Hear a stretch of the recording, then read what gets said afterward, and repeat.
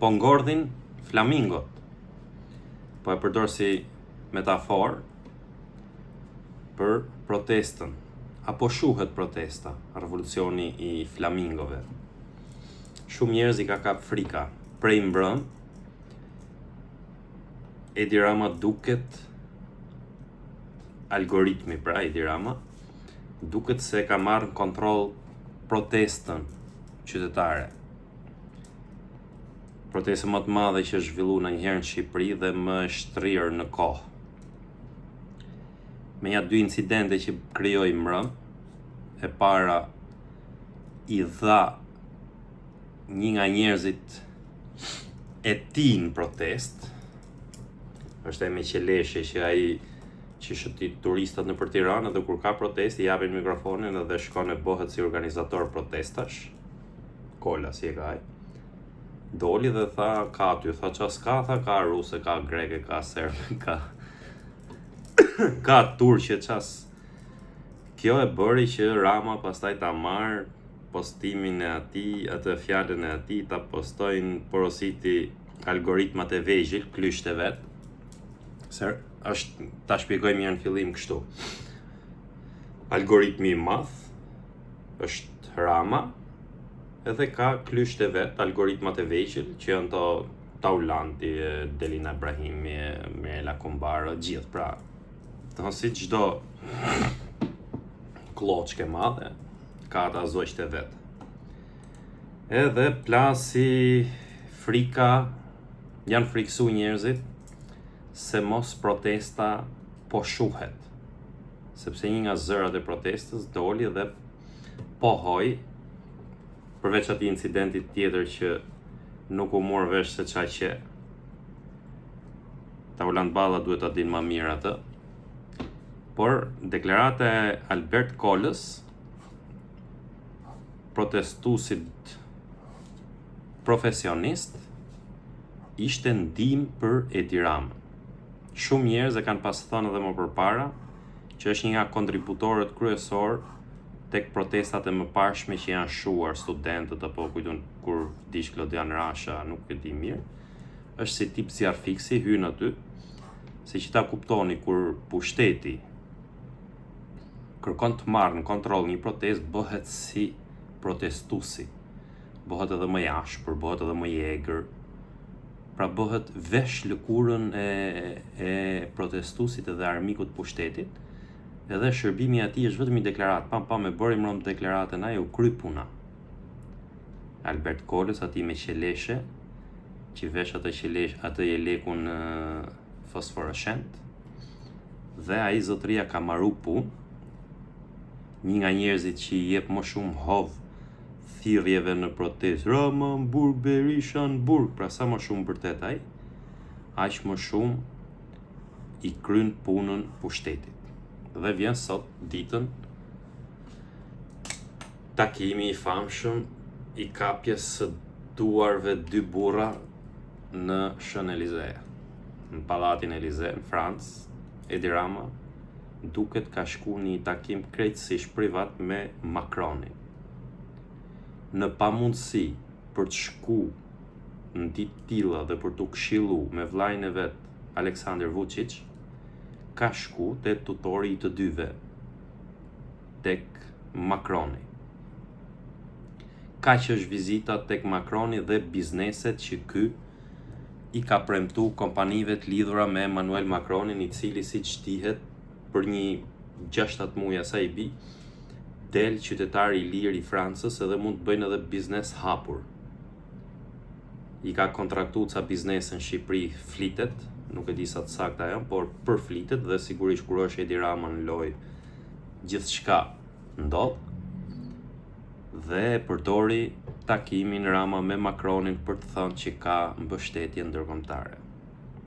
Sigurisht flamingot janë të brishta, janë të pastërta, janë sinqerta, por ka mes tyre, ka pas mes tyre, unë I maj men edhe vetë, kur dilja bëja në fillim statuse ose video, që të gricin nga sytë, pse kujtonin ose e perceptonin që unë jam kundër protestës, që në faktësisht ashtu.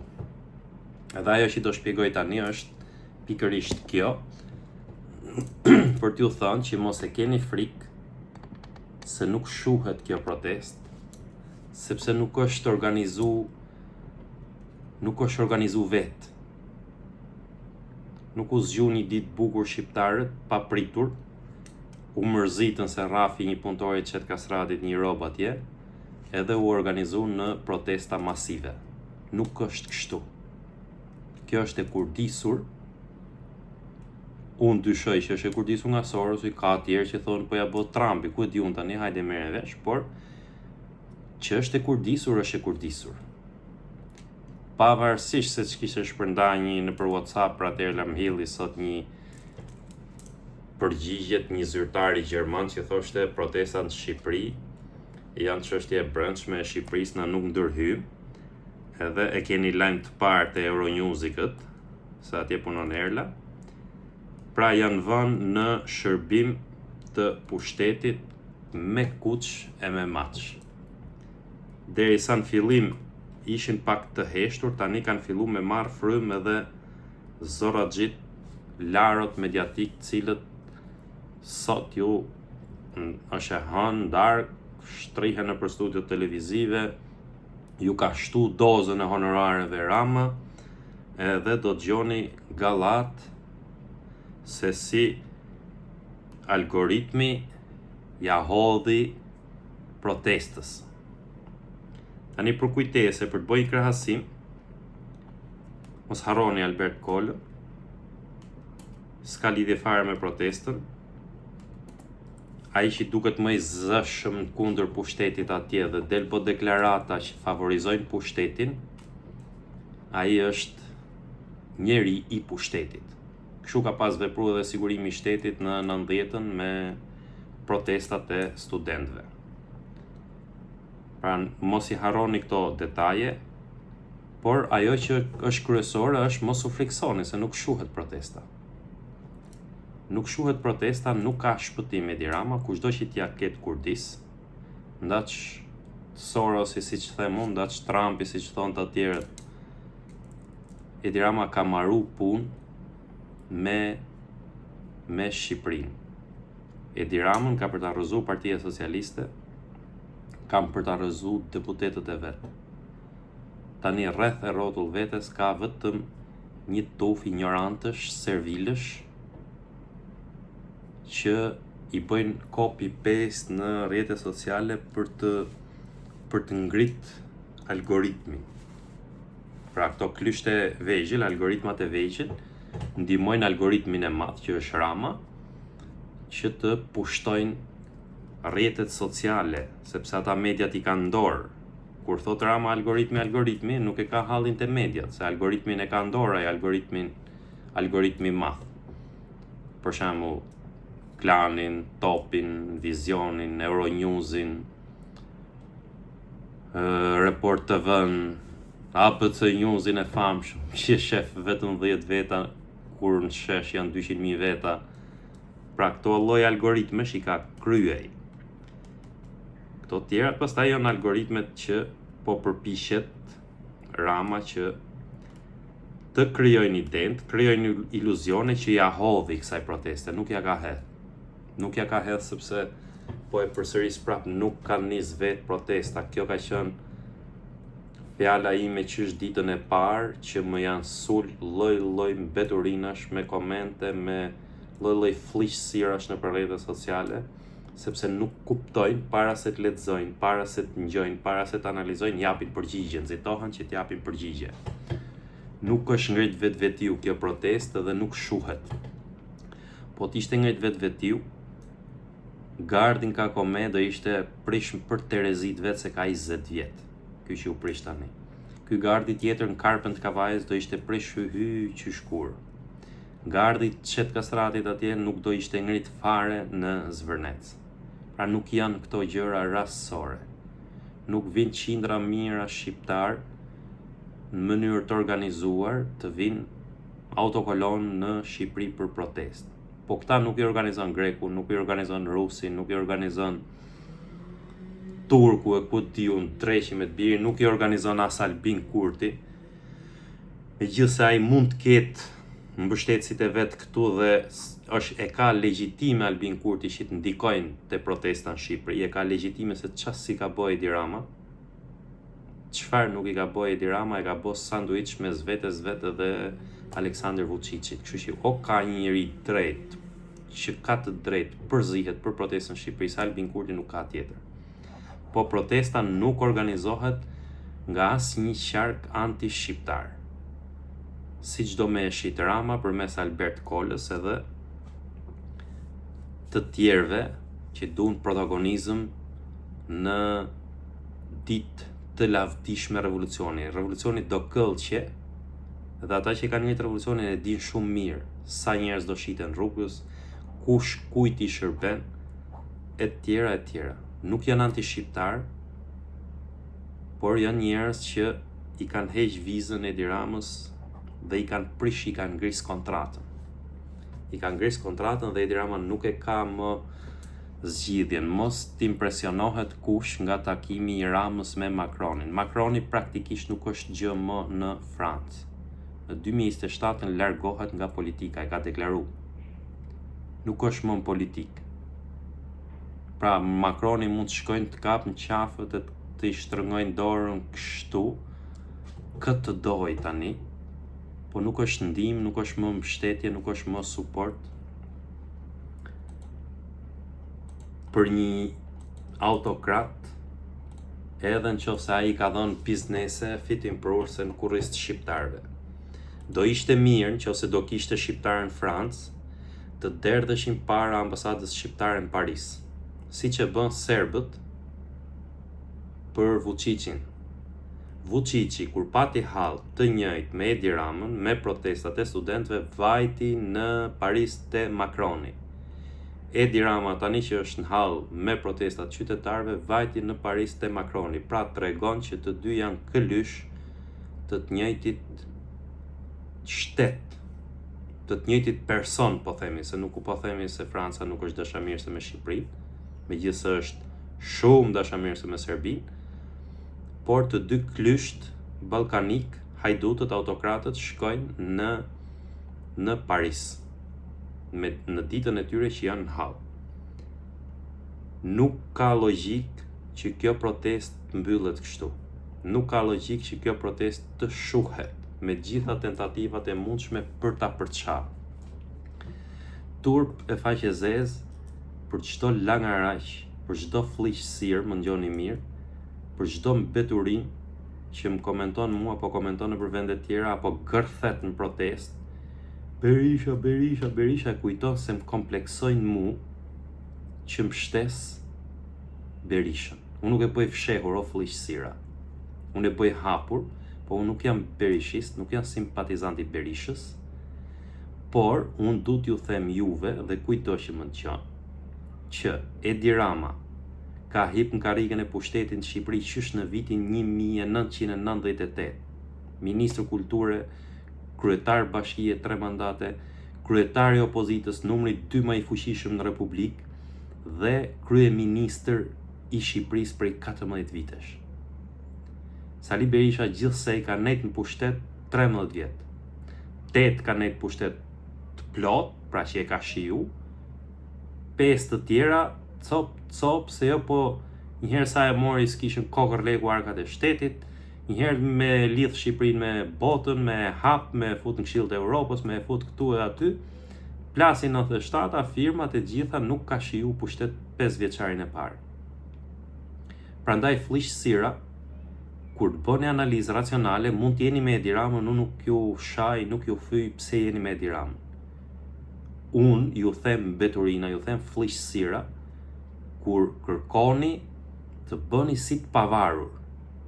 Edhe Berisha. O plera, Berishën e mbajnë në pushtet njerëz si puna juj, ashtu si që majnë Edi Ramën njerëz si puna juj. Kur ka drejt Berisha, e drejta është me Berishën. Kur ka drejt Rama, po të kishte drejt Rama, e drejta është me Ramën. E drejta nuk duhet të përkufizohet me emra, po e drejta është princip. Prandaj për çdo maskara që gërthet në shesht atje në burg, ky e në burgaj, duhet kuptojnë që njëri ka qysh në 1998 që ka hyrë në pushtet e nuk ka zbrit.